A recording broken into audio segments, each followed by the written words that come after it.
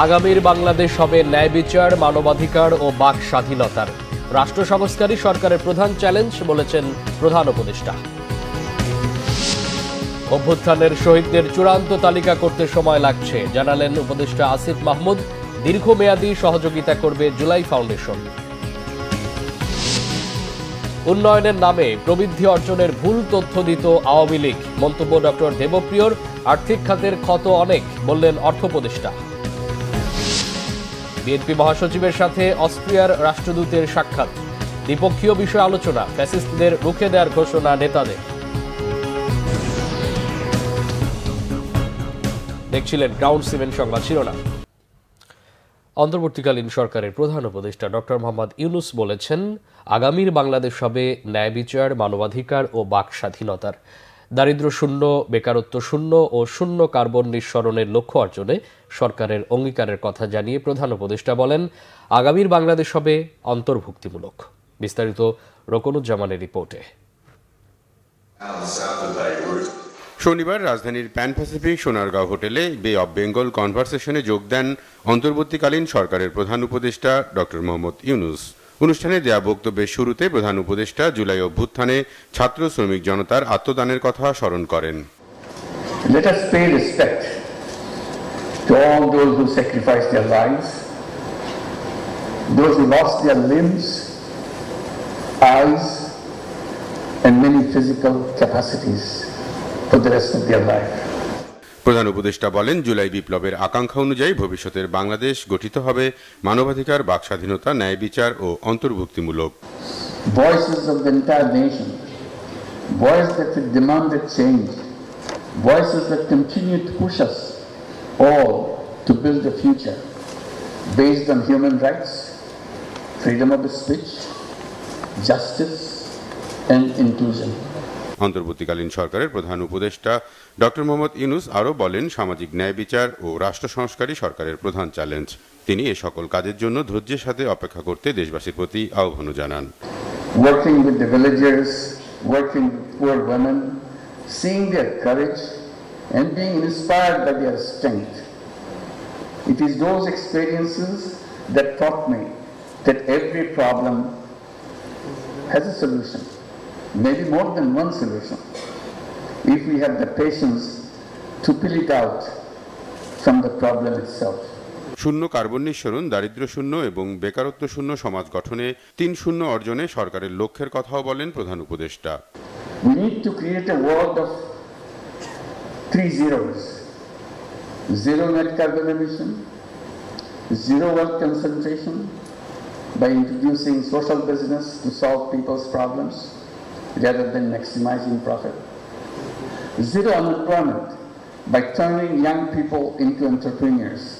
নীতি বিষয়ক এই সংলাপের আয়োজন করে বেসরকারি সংগঠন centre for government studies. Rokunuzzaman, Bangla vision, Dhaka. স্বচ্ছতা নিশ্চিত করতেই জুলাই অভ্যুত্থানের শহীদদের চূড়ান্ত তালিকা করতে কিছুটা সময় লাগছে বলে জানিয়েছেন যুব ও ক্রীড়া উপদেষ্টা আসিফ মাহমুদ সজীব ভুঁইয়া। শারীরিক প্রতিবন্ধীদের জন্য শহীদ ফরহান ফয়াজ খেলার মাঠ উদ্বোধন করে তিনি কথা জানান। আসিফ মাহমুদ সজীব ভুঁইয়া বলেন, ভুয়া মুক্তিযোদ্ধার মতো অভিযোগ যেন শুনতে না হয়, এজন্যই তালিকা করতে কিছুটা সময় নেওয়া হচ্ছে।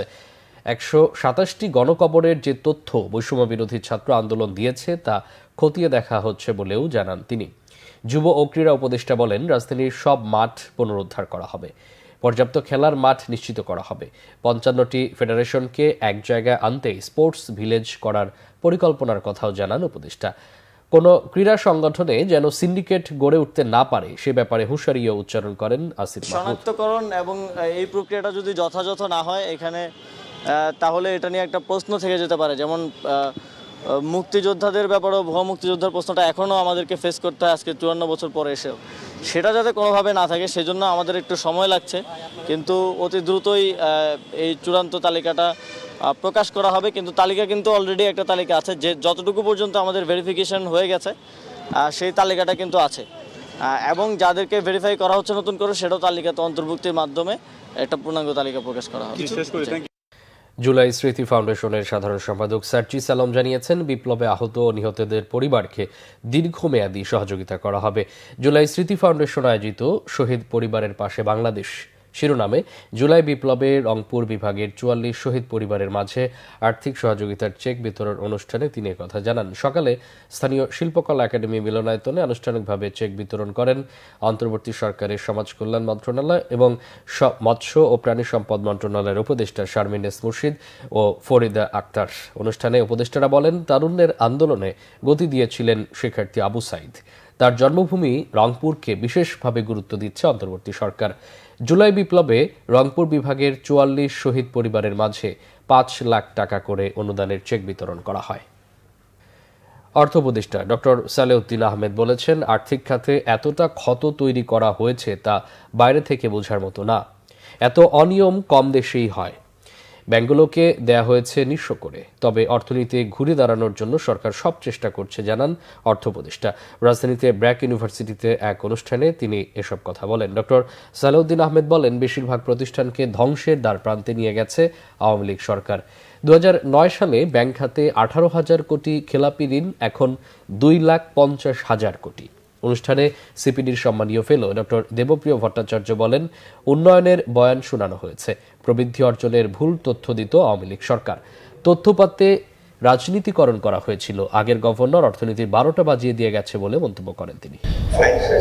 এত বড় একটা ক্ষত প্রকাশিত হয়েছে, এটা আপনার বাইরে থেকে কল্পনা করতে পারবেন না। এবং বাংলাদেশ ব্যাংকের গভর্নর যিনি আছেন, আমার ছাত্র ছিল, সে IMF ছিল বহুদিন। আমার মনে হয় আমি পৃথিবীর কোনো দেশে দেখি নাই ২৫ বছরে, সে তো বহু দেশ গিয়েছে। এইরকম ফাইন্যান্স সেক্টর এত অনিয়ম, এত বিশৃঙ্খলা, এত করাপশন কোথাও দেখি না। এখন সেখান থেকে আমাদের বেরিয়ে আসতে। Growth figure was a false figure. যে প্রবৃদ্ধির যেই তথ্য আমাদের দেওয়া হয়েছিল, সেই প্রবৃদ্ধির যে উপাত্ত দেওয়া হয়েছিল, এইটার ভিতরে মারাত্মক ধরনের সমস্যা ছিল। এবং এক পর্যায়ে যে আমরা বলেছি, আমি অন্য জায়গায় বলেছি, তথ্য উপাত্তের রাজনীতিকীকরণ করা হয়েছিল, the politicization of the data and information. BNP মহাসচিব মির্জা ফখরুল ইসলাম আলমগীরের সাথে সৌজন্য সাক্ষাৎ করেছেন নয়াদিল্লিতে নিযুক্ত অস্ট্রিয়ার রাষ্ট্রদূত ডক্টর ক্যাথারিনা উইজার। দুপুর 12:30টায় বিএনপি চেয়ারপারসনের গুলশান কার্যালয়ে সৌজন্য সাক্ষাৎ করেন তিনি। বৈঠকে দুদেশের পারস্পরিক স্বার্থ সংশ্লিষ্ট নানা বিষয় এবং বন্ধুত্বপূর্ণ সম্পর্ক জোরদারে আলোচনা হয়। এছাড়াও দেশের বর্তমান পরিস্থিতি, ব্যবসা বাণিজ্য সহ নানা বিষয় নিয়ে আলোচনা হয়। বৈঠকে উপস্থিত ছিলেন বাংলাদেশে নিযুক্ত অস্ট্রিয়ার কনসুলার এবং বিএনপি চেয়ারপারসনের আন্তর্জাতিক বিষয়ক উপদেষ্টা তাজভিরুল ইসলাম। বাংলাদেশের টেক্সটাইল শিল্পকে অন্য দেশে হস্তান্তরের ষড়যন্ত্র করছে একটি মহল। সকল ষড়যন্ত্র রুখে দেওয়ার আহ্বান জানিয়েছেন বিএনপির স্থায়ী কমিটির সদস্য ডাক্তার AJM জাহিদ হোসেন। সকালে জাতীয়তাবাদী textile engineers association of Bangladesh জেটেব এর তৃতীয় কাউন্সিলে এসব কথা বলেন তিনি।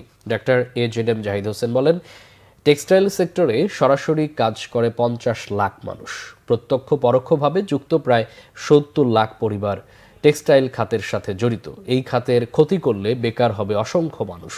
যারা এই সেক্টরের লোকদের বেকার করতে চায় তাদেরকে রুখে দেওয়ার আহ্বান জানান বিএনপির এই নেতা। তিনি বলেন, ফ্যাসিবাদ আওয়ামী লীগের অত্যাচার নির্যাতন করেও বিএনপির নেতাকর্মীদের দমিয়ে রাখতে পারেনি, এখনও পারবে না। আগামী জাতীয় নির্বাচনে জেটেবের এই বিশাল কর্মী বাহিনী বিএনপির হয়ে ভূমিকা রাখবে বলেও আশা প্রকাশ করেন তিনি। আজারবাইজানের রাজধানী বাকুতে চলছে বিশ্ব জলবায়ু সম্মেলন COP29। সেখানকার খবর জানাচ্ছেন বিশেষ প্রতিনিধি জিয়াউল হক সবুজ।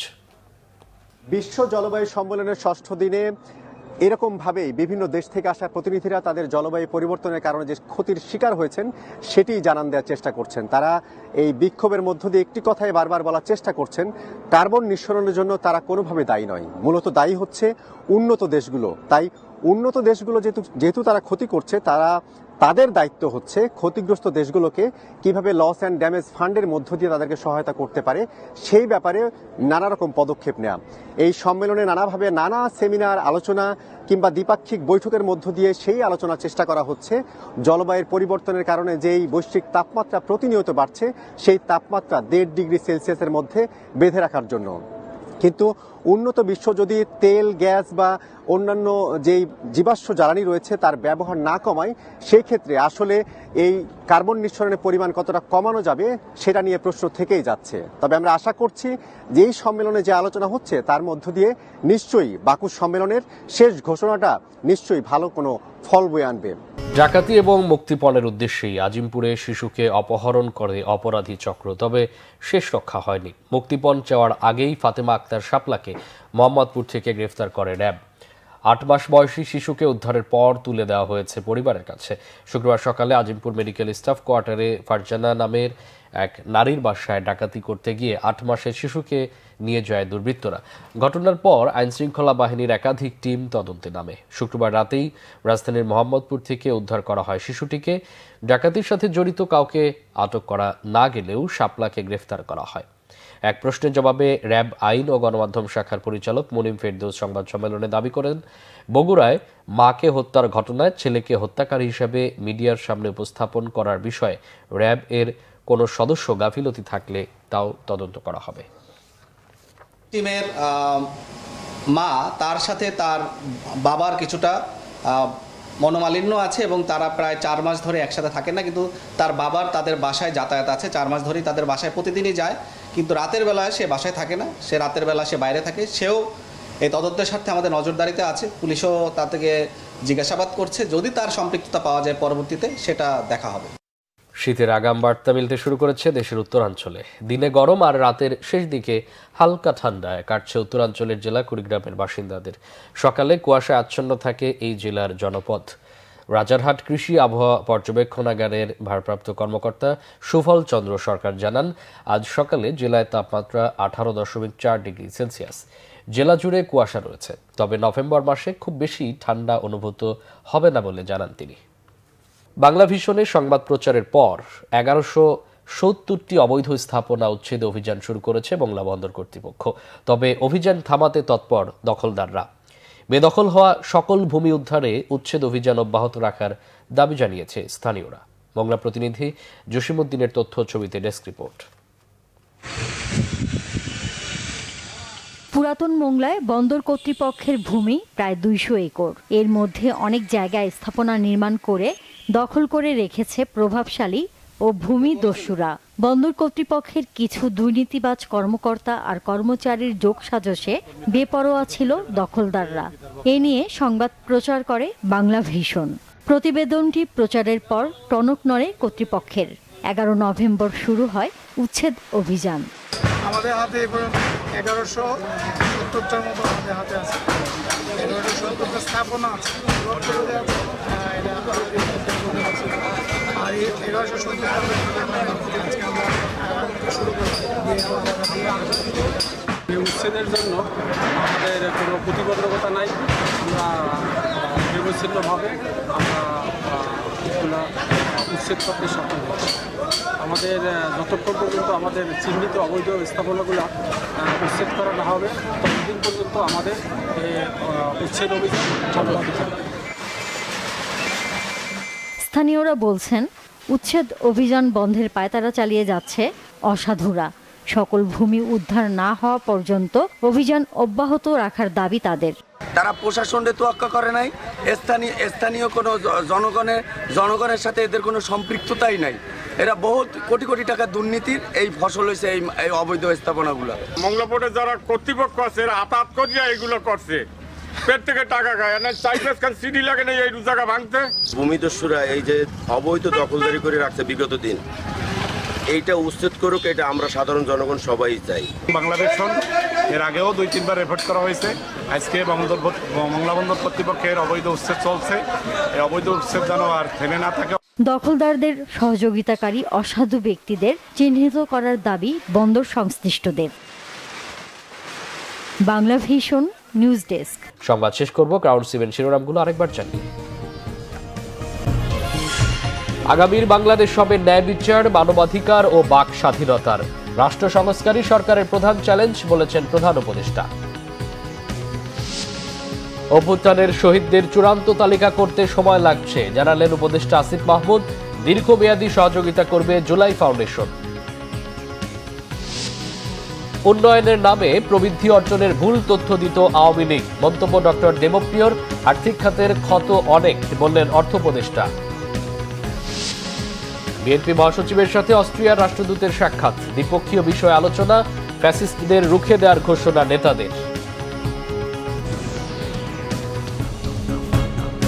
এই ছিল এখনকার মতো। পরে সংবাদ বিকেল 4টায়। এর আগে 3টা রয়েছে নিউজ টপ 10 দেখার আমন্ত্রণ রইল। এছাড়া বাংলা ভিশন সংবাদ ও সংবাদ সংশ্লিষ্ট অনুষ্ঠান দেখতে ভিজিট করুন www.bpnews24.com ও facebook.com/banglavisionnews এবং সাবস্ক্রাইব করুন youtube.com/banglavisionnews। এতক্ষণ সাথে থাকায় অসংখ্য ধন্যবাদ।